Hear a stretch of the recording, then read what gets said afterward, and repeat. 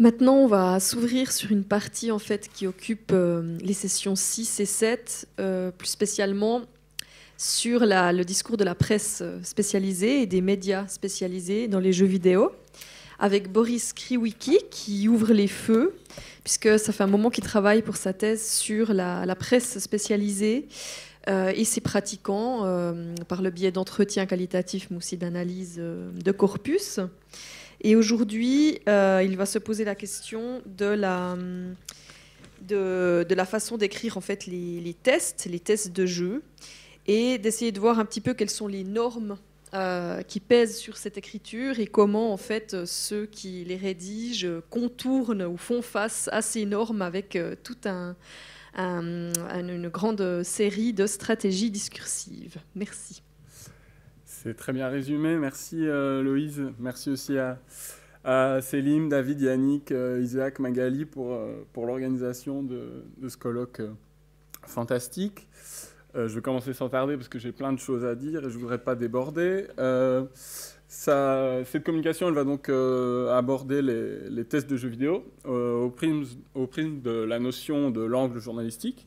Donc je vais commencer par préciser le terme de test, puis celui d'angle, avant d'analyser des exemples qui sont donc issus de mon corpus de recherche. Alors l'appellation test, c'est un vocable qui est propre à la presse informatique, dans laquelle il s'agit de statuer sur le bon fonctionnement d'un appareil électronique, de mettre ses limites à l'épreuve. Et puis dans le cas des jeux vidéo, il désigne une évaluation, la plupart du temps publiée en synchronie avec la sortie commerciale de l'œuvre, qui s'attache à juger de sa qualité. Il s'agissait surtout au départ, dès 1982, avec Tilt, de vérifier l'exécution du programme, en fait, d'expliquer ses règles. La revue revêt à ce moment-là plutôt le rôle d'une notice, d'un manuel de découverte, puis un peu de crash test. Et les tests, ils se sont ensuite agrémentés de critères, avant tout centrés autour de la technique.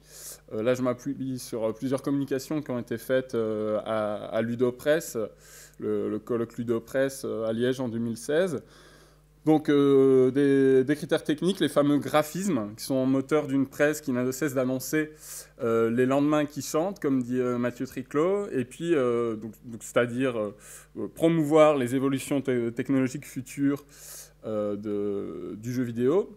Et puis, dans les années 90, il se construit une grille d'évaluation que vont reprendre la plupart des titres, certains ajoutant leurs propres indices. Je pense à Gameplay RPG, qui va évaluer dans les années 2000 la psychologie des personnages, des jeux qui chroniquent. Mais donc, hormis ces petites exceptions, la majeure partie de ces critères, elles sont, comme les graphismes, fondées sur des aspects techniques. La jouabilité, donc est-ce que le jeu est facile à prendre en main ou pas, la durée de vie, combien de temps dure l'expérience, les bruitages, est-ce qu'ils sont agaçants ou efficaces, etc. Et puis, donc ça c'est un petit peu la grille qui s'est construite au fil du temps. Là, c'est des exemples tirés de joystick. Ou de joypad peut-être, j'ai fait une erreur sur la slide. Et puis au fil du temps, il y a certains titres comme Console Plus qui ont tenté d'abandonner cette grille un petit peu systématique avec vraiment tous les critères, vous voyez au centre, avec les plus et les moins.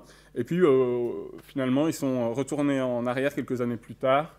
En 2004, ils sont revenus à ces 4 critères plutôt techniques. Voilà, alors au-delà de ces quelques changements formels, dont je ne vais pas avoir le temps de retracer entièrement l'histoire durant cette communication, le fond de la plupart des tests, il reste sensiblement identique, encore aujourd'hui, pour la grande majorité. Donc présenter le jeu, son genre, son histoire, son concept, et puis passer en revue ses qualités et ses défauts, parfois en célébrant de manière décomplexée les œuvres qui sont jugées excellentes. Donc le test comme un guide d'achat, mais aussi de découverte, qui va donner des conseils pour bien apprécier l'œuvre, qui cherche à livrer au lecteur un maximum d'éléments pour qu'il choisisse ensuite ou non d'acquérir l'œuvre, la note synthétisant et quantifiant cette évaluation du journaliste. Et puis pour les quelques auteurs académiques qui se sont penchés sur la presse vidéoludique, ce genre d'article, il n'a pas grand-chose de journalistique. Cette presse, elle entretiendrait, là je cite, une frontière floue entre les départements de l'éditorial et du marketing. Le rôle du journaliste vidéoludique, il est étudié à partir de sa posture de prescripteur, avant tout, donc qui charrie des enjeux commerciaux. Et puis certains auteurs avancent à ce titre que les journalistes spécialisés en jeux vidéo sont animés par une idéologie professionnelle qui est différente de celle du journalisme généraliste, en ce qu'elle est moins exigeante, moins rigoureuse, etc. Alors si ce postulat épistémologique, on peut le comprendre aisément à l'aune de la proximité qu'il y a entre la plupart des titres de la presse spécialisée et les éditeurs, il occulte malheureusement, selon moi, toute tentative des journalistes de renégocier le cadre établi du test, de dynamiter ce canevas-là pour se procurer davantage de liberté éditoriale finalement. Et puis au sein de la profession, il y a ce biais blog intitulé New Games Journalism de Kyron Gillen en 2004, qui a fait office en fait un peu de manifeste, faute de mieux quelque part, dans la profession, pour encourager certains testeurs à s'inspirer du New Journalism des années 60-70, de Tom Wolfe, de Hunter Thompson, etc. Donc, c'est-à-dire assumer davantage leur subjectivité, écrire des passages narratifs à la première personne, etc. Et puis par la suite, le style New Games Journalism, il inspire plusieurs journalistes du milieu qui vont formuler des critiques internes pour dénoncer le manque de qualité éditoriale du journalisme vidéoludique, et puis aussi qui vont citer certains articles en exemple, vous le voyez là en dessous, pour appeler à plus de richesse et d'originalité dans la presse. Mais qu'est-ce qu'il en est de la presse vidéoludique française, sur laquelle moi je concentre mes recherches? Est-ce qu'un test peut incarner un espace où se niche ce militantisme en faveur d'un journalisme vidéoludique plus personnel, plus approfondi? Je pars ainsi de la question de recherche suivante. Quels angles journalistiques possibles pour les tests d'œuvres vidéoludiques? Je me base sur une analyse de corpus que je fais pour ma thèse, que je n'ai pas fait spécifiquement pour ce projet-là, et puis qui est toujours en cours, mais c'est une analyse qui brasse près de 40 ans de presse vidéoludique française par une méthode de carottage successif, inspirée de la thèse de Céline Christian. Et le dépouillement et l'analyse, je l'ai dit, sont toujours en cours. Donc moi, aujourd'hui, je vais principalement présenter des cas récents qui sont issus des années 2010. Et ils seront ponctuellement éclairés avec des propos issus d'entretiens compréhensifs avec les journalistes vidéoludiques concernés, entretien dont l'analyse est là aussi toujours en cours. Rapidement, avant de se pencher sur ces cas concrets, il faut que je précise ce qu'on entend par angle journalistique. En journalisme, l'angle il constitue une notion un peu incontournable, en tout cas pour les professionnels, qui désigne la manière d'aborder un sujet, de le ramener à un aspect principal bien délimité. Et la plupart des manuels considèrent à ce titre que plus l'angle est étroit, plus le sujet sera original. Et a priori, le concept d'angle, il semble peu compatible en fait avec le cahier des charges du test que j'ai développé jusque-là, qui demande de passer en revue tous les aspects de la technique à la durée de vie, de parler de l'intégralité des modes de jeu, etc. Et justement, au contraire, dans la presse vidéoludique, il y a certains journalistes qui ont tendance à en montrer le plus possible, à en dire le plus possible, à proposer un tour d'horizon complet, notamment en utilisant les vidéos en direct ou ici les réseaux sociaux, en tant que paratexte de leur test, ce qui leur permet de livrer des avis intermédiaires, de tenir les lecteurs au courant de leur enthousiasme au fur et à mesure, ou de leur déconvenue, etc. Et tout ceci, en fait, ça participe à élargir l'angle plutôt que de le resserrer. Alors, pour étoffer la notion d'angle, je dois aussi ajouter que certains auteurs soulignent le flou qui entoure ce concept, qui est vu comme assez difficile à définir par plusieurs auteurs. Il y a Isabelle Laborde-Mila qui décrit à ce titre la notion d'angle comme enchevêtrée dans un entre-deux épistémologique, en ce que le terme s'apparente au point de vue narratologique et ou argumentatif sur un événement ou une question. Et donc un article peut ainsi, notamment, entre autres, s'apparenter à un récit, à une thèse, mélanger les deux, etc. Et cette ambivalence-là, elle prend corps au-delà du texte seul, puisque de l'angle découle bien sûr la forme discursive d'un article, mais aussi en amont de sa rédaction, toute la façon de travailler du journaliste, son travail de recherche, les informations qui vont retenir son attention, etc. Pour Denis Ruelland, un autre auteur, l'angle n'incarne jamais qu'un prolongement des genres journalistiques, en ce que ces derniers reposent sur un scénario préconstruit, là je le cite, un scénario préconstruit répondant à des questions types. Et en ce sens, le genre du test, il serait indissociable des critères que j'ai cités, et donc d'une certaine longueur textuelle, puisqu'il s'agit d'aborder tout ou presque. Si bien que lorsque le magazine JV abandonne l'appellation test pour celle de critique, changer de vocable lui permet d'évacuer ce que Schaffer appellerait une logique pragmatique inhérente à la généricité, donc pas de longueur imposée. Dans JV, certaines critiques vont faire seulement une colonne, et puis des textes qui s'affranchissent de la note, ou en tout cas qui lui donnent une position moins centrale. Ça, JV, il le cite dès leur communiqué de presse, en disant que les tests vont céder la place à des critiques parce qu'un produit culturel ne doit, selon eux, pas être traité comme un produit de grande consommation. Et donc, ils adoptent ainsi une posture éditoriale qui divorce d'emblée avec la tradition du test de la presse vidéoludique pour éviter de tromper ou de trahir l'horizon d'attente qu'engendre le genre du test. Mais est-ce qu'on ne peut pas imaginer un test qui conserverait l'appellation générique de test tout en adoptant un angle plus étroit, moins chevillé à l'argumentation et à l'évaluation quasi exhaustive? Bon, vous me voyez venir, si. Le magazine Canard PC, qui a pourtant jamais caché son ambition de guide d'achat, qui pourvoit des tests, contient de nombreux exemples. Alors au-delà de l'utilisation décomplexée par les rédacteurs de la première personne du singulier, qui favorise l'expression du ressenti du testeur et les digressions qu'elle peut entraîner, on trouve ponctuellement des angles particulièrement détonnants. Dans le numéro 243, en novembre 2011, le test de Payday, il adopte en focalisation interne le point de vue d'un narrateur autodiégétique. Donc ça veut dire que le texte est rédigé du point de vue d'un personnage de l'univers du jeu, qui raconte ses souvenirs de braquage à son co-détenu. Et du coup, l'expérience de jeu du testeur, elle est ainsi refictionnalisée, en plus avec des personnages inspirés des autres rédacteurs de Canard PC. Donc il y a le Gros Boulon pour Omar Boulon, Cannes pour Cannes Lost, etc. Et pour évoquer les films de gangsters, qui est une ambiance qui est elle-même convoquée par Payday, par le jeu qui est testé, le texte utilise aussi énormément d'argot. Donc il y a les marques d'évaluation, qui constituent pourtant l'objectif initial d'un test. Elles se voient reléguées en fait ici au second plan. Les défauts du jeu, ils sont cités au gré de la narration et intégrés dans sa fiction, ce qui les rend en fait difficilement repérables. Donc, je vous lis un petit extrait. « Quand je suis rentré dans la banque, j'étais pas fier. Mon salaud s'était bien entretenu là-dedans. Rien à voir avec le RAD ADD. Il y avait de la propreté que ça en avait l'air vide. Pas chargé en détail. Limite triste.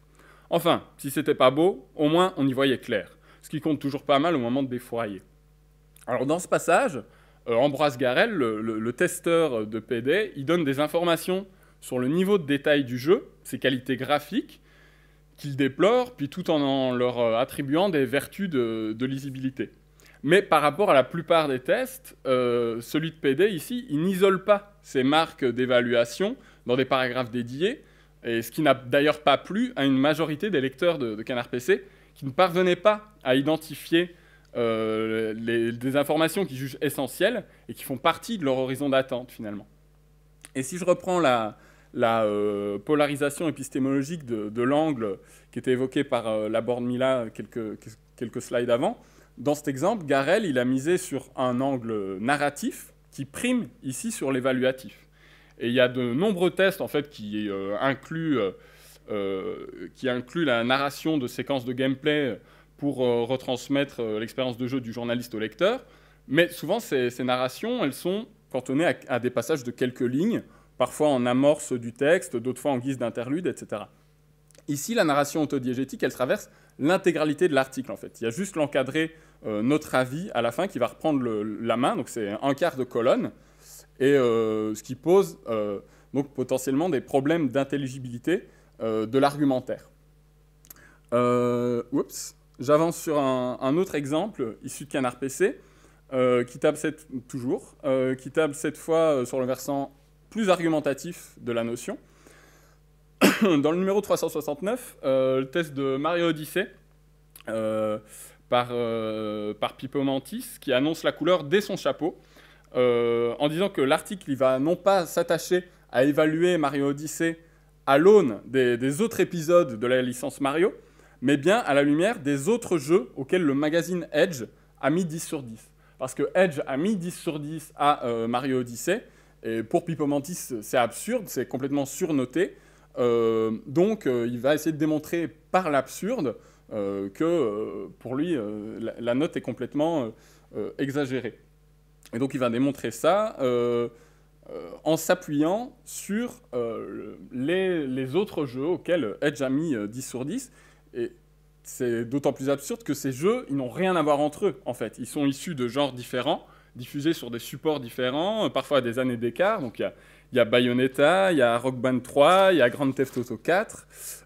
Mais voilà, Pippo Mantis s'impose ici à un exercice de style rigoureux, exhaustif, qui détient un véritable objectif rhétorique, en fait. Démontrer que Super Mario Odyssey n'a, selon lui, rien de révolutionnaire, comme le barème de ses confrères britanniques le suggère pourtant. Et il explique qu'au-delà du pied de nez distinctif à l'égard de Edge, cet angle, il lui permet surtout de raviver sa motivation à écrire, de prendre du plaisir à la tâche du test, qui est parfois jugée comme une tâche rébarbative, surtout quand on reste préposé au même genre de jeu plusieurs années de suite. Voilà, donc à travers ce genre d'article, Canard PC construit un lecteur modèle qui accepte que le rôle traditionnellement attribué au test, donc l'évaluation de la qualité d'un jeu, soit potentiellement sacrifié au profit de l'amusement, du calembour, de l'inattendu, etc. Et quitte à ce que le texte d'un article ne signifie rien ou devienne illisible.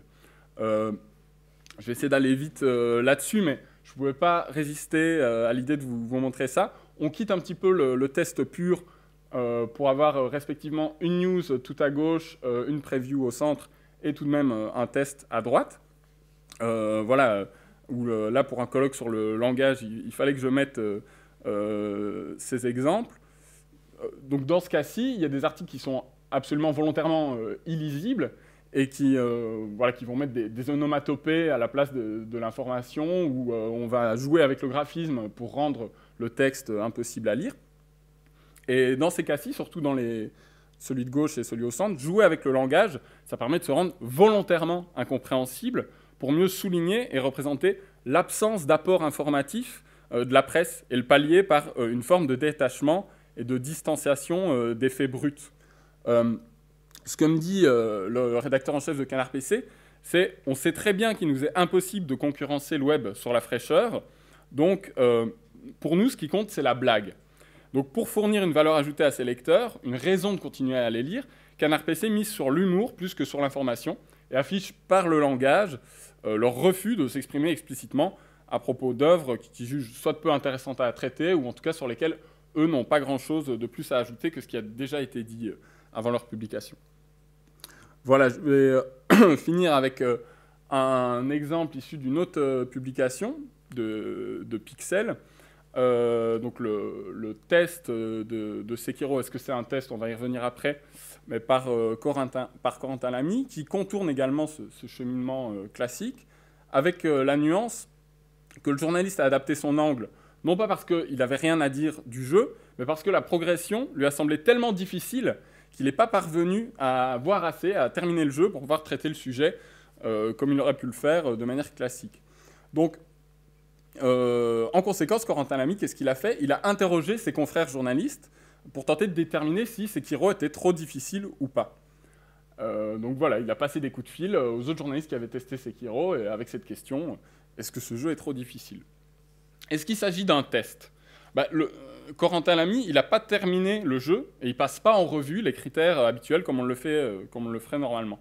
Mais en même temps, compte tenu de l'optique généraliste du journal Le Monde qui accueille la rubrique Pixel, l'article répond à une question fondamentale pour une partie du lectorat visé qui suit le jeu vidéo sans avoir beaucoup de temps à y consacrer, qui a appris par ailleurs dans d'autres titres spécialisés que Sekiro était un excellent jeu, mais eux, ce qu'ils veulent potentiellement avant tout savoir, c'est s'ils peuvent s'adonner à Sekiro sans devoir s'entraîner pendant des heures, et s'il n'est pas trop difficile. Et là, Corentin Lamy, il teste non pas Sekiro en soi, mais la difficulté de Sekiro, qui est mise en balance avec le sentiment de satisfaction qui est ressenti lorsqu'on la surmonte. Donc l'originalité de l'angle, elle découle ici non seulement d'une difficulté rencontrée, qui a forcé le journaliste à s'adapter pour ne pas passer à côté du sujet d'actualité qu'incarnait Sekiro, mais elle provient aussi du postulat généraliste de Pixel, qui, dans ses tests, élude volontairement des points techniques que les journalistes envisagent comme insignifiants aux yeux de leur lectorat, en fait.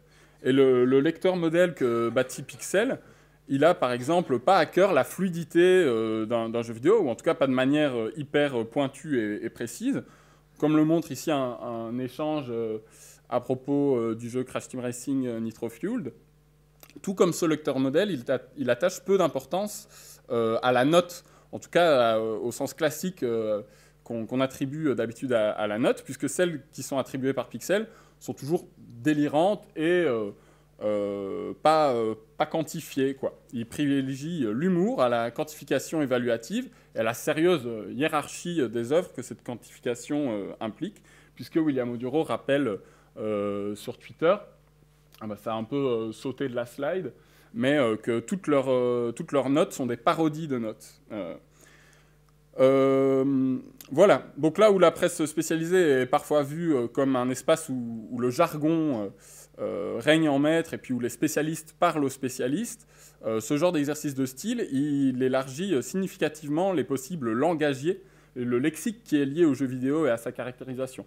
Parce que quand à la place de mettre un 7 sur 10, on met boost de vieux bandicoot aux dents longues qui saute au-dessus de la banane d'un plombier moustachu qui rêvasse au volant sur 10, voilà, on élargit un petit peu les possibilités.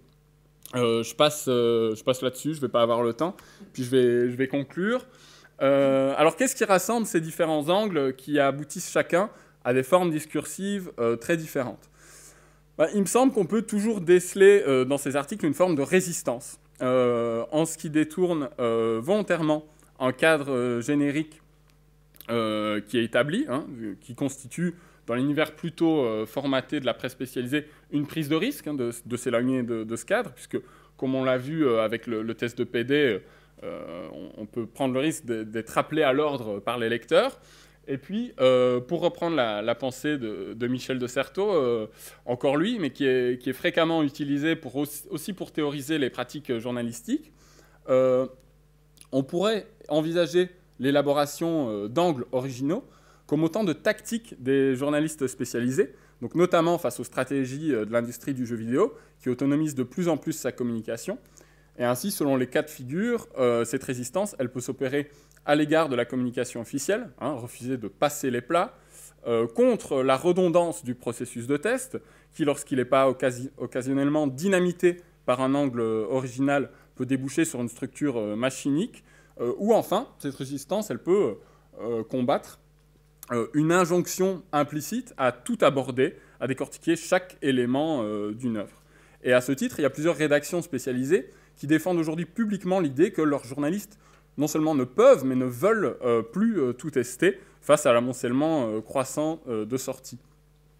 Voilà, donc pour conclure, j'avancerai qu'adopter un angle journalistique original, ça constitue un positionnement culturel et journalistique qui peut participer à la séduction de certains lecteurs, comme il peut en rebuter d'autres, mais en développant des constructions langagières particulières pour traiter des sujets vidéoludiques, les journalistes peuvent en tout cas revendiquer indirectement la richesse du jeu vidéo et son acceptation en tant que domaine culturel. Et puis avec ces angles étroits, les journalistes ils multiplient les façons d'aborder l'objet plutôt que de s'en cantonner à une seule, qui de surcroît ne dit finalement pas grand-chose de la singularité du jeu vidéo, puisqu'elle se contente de tout traiter, sans sélection. Donc voilà, ces journalistes martèlent l'inspiration que le jeu vidéo leur fournit, en quoi ils méritent, selon eux, plus qu'un passage en revue méthodique des aspects techniques. Et donc l'angle journalistique original, il peut ainsi apporter une valeur ajoutée qui touche autant les lecteurs, qui découvrent une façon différente de s'informer à propos du jeu vidéo, que les journalistes eux-mêmes, qui renouvellent leur façon de travailler et d'écrire. Merci pour votre attention.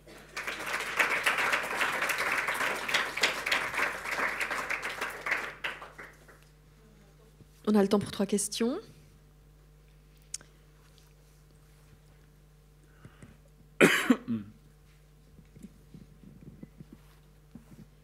Merci pour la présentation. C'est toujours intéressant du coup d'aller regarder aussi ces univers-là qui sont liés à l'industrie, je trouve. En fait, je me demandais, mais si tu regardes un peu ce qui s'est passé du côté de la presse en général, parce que là, du coup, il y a une analyse aussi un peu de l'impact des façons de diffuser l'information en ligne sur le travail des journalistes jeux vidéo, mais je pense, alors ça fait un moment que j'ai pas suivi, mais aux travaux de Pablo Bukowski, qui est plutôt sur le passage de presse d'actualité générale en ligne, et qu'est-ce que ça change au travail des journalistes, etc.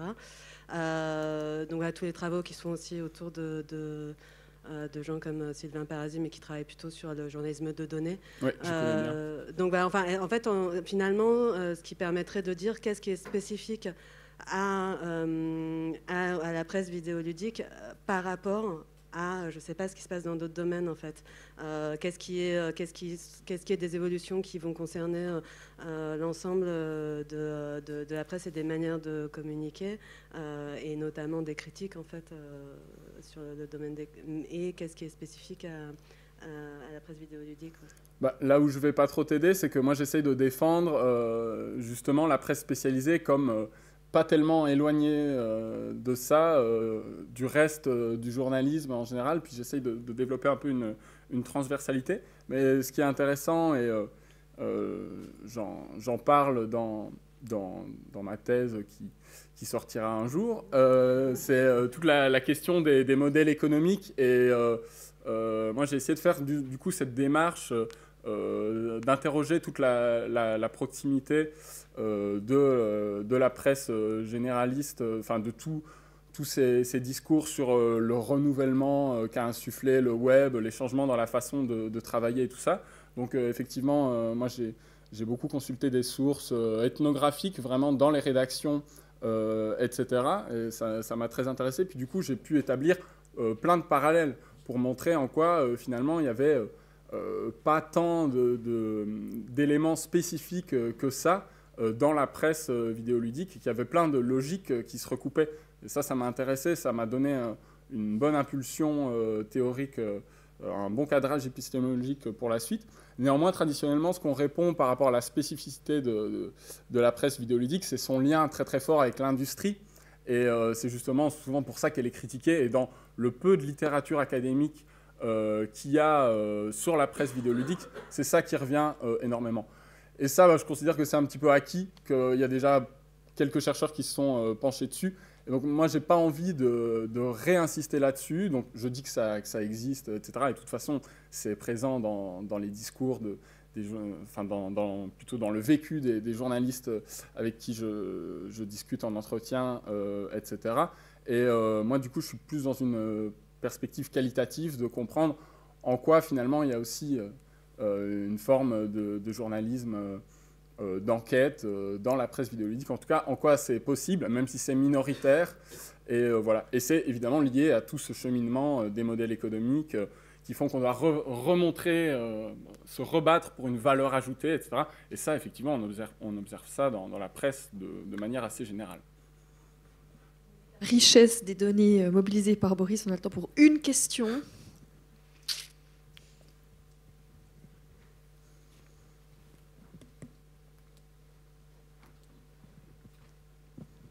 Merci beaucoup pour cette communication, c'était super intéressant. Je me pose une question sur le public des des journaux que tu as cités là, parce qu'en fait, c'est quand même des journaux qui ont des positionnements dans le champ un peu spécifiques.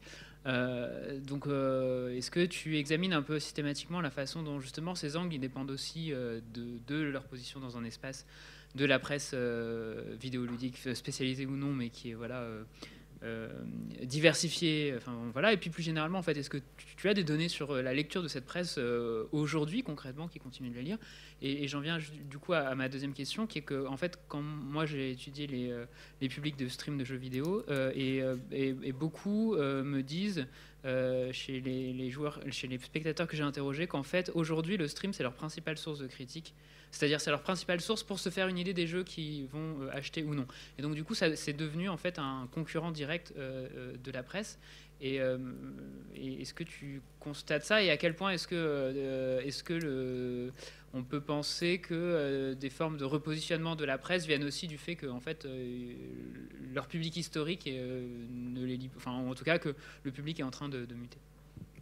C'est une belle perche parce que effectivement j'ai évidemment constaté ça, puis ça a participé à construire ma pensée. Alors dans l'ordre, d'abord sur la question des publics, malheureusement ça c'est pas ce à quoi je m'intéresse. Moi je suis vraiment spécialisé sur les journalistes et le pôle plus de production que le pôle de réception.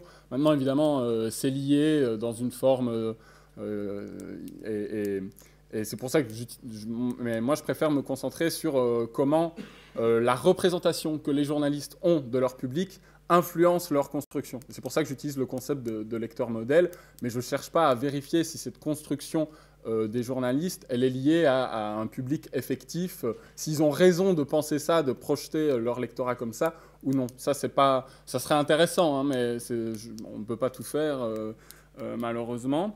Mais voilà, c'est tout à fait...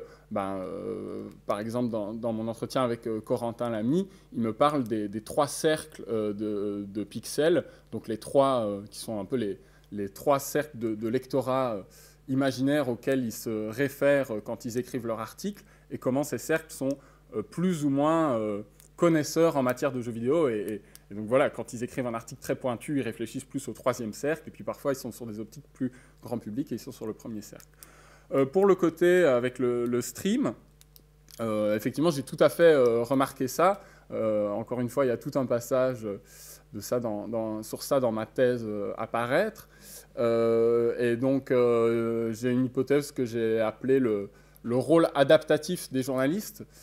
Sur plein de questions, il y a évidemment la question de la critique, mais un des exemples qui me paraît le plus édifiant, c'est avec la Solus, où la Solus... dans les magazines, à l'époque de ce qu'on appelle l'âge d'or des magazines, où ils étaient la ressource principale pour pouvoir aller voir comment on se débloque dans un jeu vidéo, etc. C'était parfois ça, c'était un vrai levier économique, c'était ces numéros-là qui faisaient le plus de ventes, et c'était la méthode privilégiée par les joueurs pour avancer, puis aussi avec les Minitel, les services Minitel qui étaient fournis par la presse, etc. Et puis aujourd'hui, si on regarde les sites spécialisés, ils font très très peu de solus maintenant, ou alors s'ils en font, ils en font à moindre frais, donc de manière communautaire, en reprenant tout simplement des vidéos sur YouTube qui existent par ailleurs, ce qui est un peu un aveu d'échec, etc. Et ils consacrent très peu de ressources à ça, tout simplement parce qu'ils savent très bien que la plupart des gens, quand ils veulent se débloquer dans un jeu, ils vont plus vite aller voir un walkthrough ou un let's play sur YouTube, ou aller poser une question à un streamer qui est très spécialisé dans le jeu, ou que sais-je, plutôt qu'aller chercher à se renseigner dans la presse, et encore moins à acheter un magazine de Solus, ce qui n'existe pratiquement plus.